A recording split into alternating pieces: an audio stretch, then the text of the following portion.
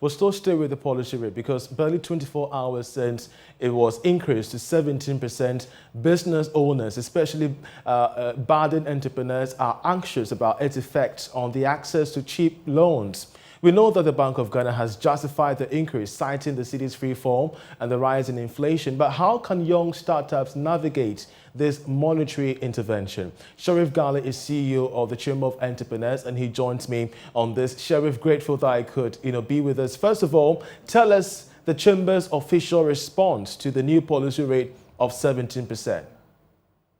All right, thank you very much, Charles, and good afternoon to all your viewers. As a chamber, our official response is that the 200 base point increment is too high and it looks a bit harsh because as it stands now in the economy, we are borrowing at about 35%. And imagine the policy rate has been increased by 250 base points, and that's about 17%. We believe and we understand that we are not in normal times. Things are very hard. Our economy is not stable. So the central government that is responsible for managing the currency will come out with certain policies to be able to stop the policy, the cedi from falling against the dollar. But then the increment is a bit harsh, and I'm sure if you care to know, is one of the the biggest increase as far as history is concerned. So we as a chamber was of the view that in as much as we might need a little bit of increment in the policy so that we can be able to sustain, we are hoping that at the end of the day, the central bank should have done at least 100 base point increment, maybe around 7%, 8%, so that at the end of the day, it translates to increase in access to loans or cost of loan in the market. But then that will be a bit reasonable. So the 250 base point is a bit harsh. Yeah. But how was the chamber navigating entrepreneurs through this monetary policy? So first of all, on issues like this, what we do is to educate our entrepreneurs on the increment and to let them know if you are planning to access a loan in the market, this is what you should be expecting. Will you be able to service that loan?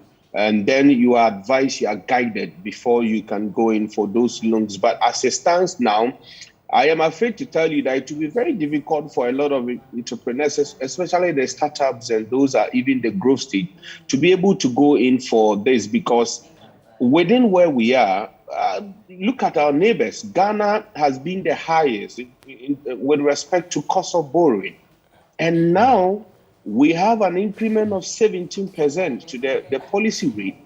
Who knows? We might be paying or we might be borrowing at 50%. Maybe let's wait and see what happens next week. What the adjustment will translate. Who knows? We will be paying or borrowing at 50%. So it will be very difficult for small businesses to be able to access credit because of this, the increment in interest rate. In as much as the central government wants us to understand that this will boost investor interest and let them, capital owners to put their money in the economy, but it's never going to be easy for small businesses. So for us as a chamber, we will have to educate our people and guide them so they can take very responsible financial decisions. Yeah. Indeed. Let me also bring in Selassie Jukuno. She is an entrepreneur and founder of Delcy Empire. Selassie, how are entrepreneurs like yourself holding up as the Bank of Ghana increases the policy rate to 17%? You've heard from Sheriff about the impact on loans, but how are you guys holding up?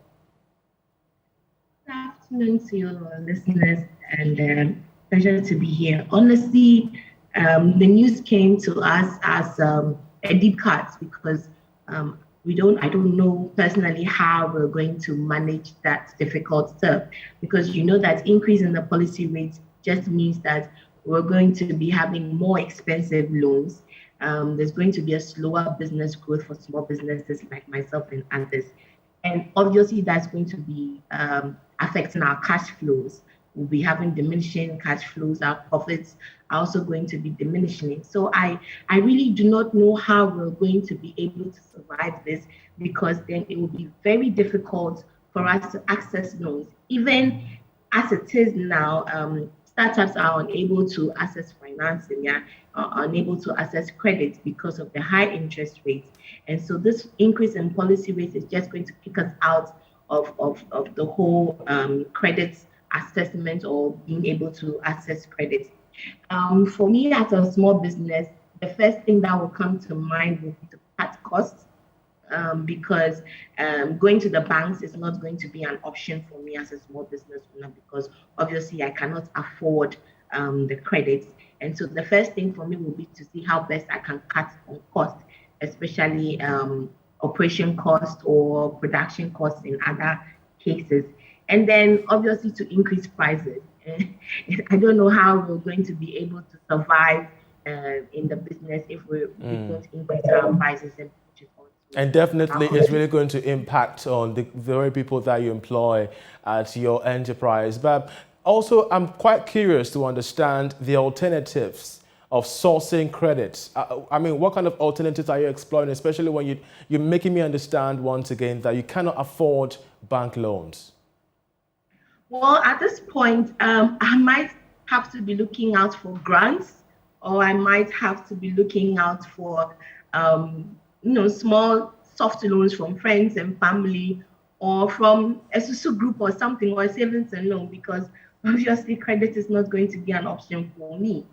And so I would have to start looking out for grants or start looking out for crowdfunding options for my small business.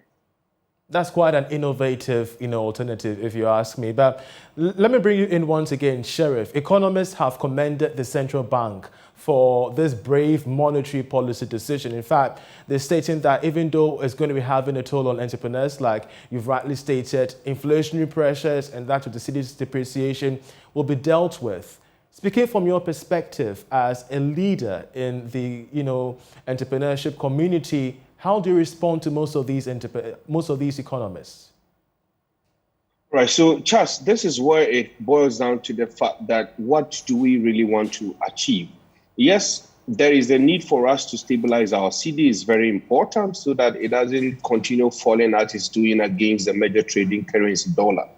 But then, are we conscious about the small businesses that are growing that need this capital market to be able to borrow, to innovate, to be able to scale up, grow, and employ? Like Selassie is saying, she will not be able to do much, and she might not even be able to open up to employ because she's not even getting capital anywhere to inject into the business.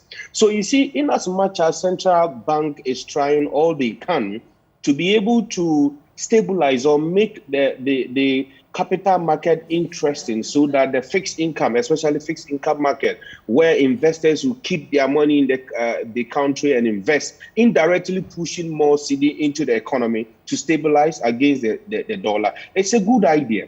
But the question is that what then happens to the small businesses that are also striving? Because what you are doing, how many of our industries even have that access to be able to go into the fixed income market and invest? So what must be done? What must be done in the medium to long term? So what must be done here is that the rate at which it has been increased is too much. The 200 base point, 17% is too much. I was expecting something like a 6% or a 7%. At least it's marginable. As entrepreneurs, we understand the state we are. We can cope with it. And, the increment in the cost of loans wouldn't be that much. So, but of course, we'll have to clarify 200. Sharif, that the policy rate actually has been increased by 2.5%. From from 14 to 17% as we know it. So it's not that it's been increased by 17%, it's been increased to 17% by a margin of 2.5%.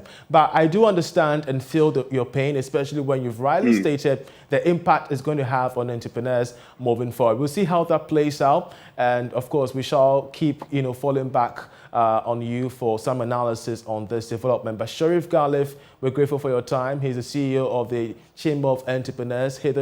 Earlier on, we also spoke with Selassie, an entrepreneur who very much so explained to us the impact on her job as a young entrepreneur. You're still watching The Marketplace. Let's still stay with matters regarding credit, because POC's Vocational Training Institute has bemoaned the lack of access to flexible loans and other forms of funding for trainees and entrepreneurs who have invaluable skills to add to Ghana's law.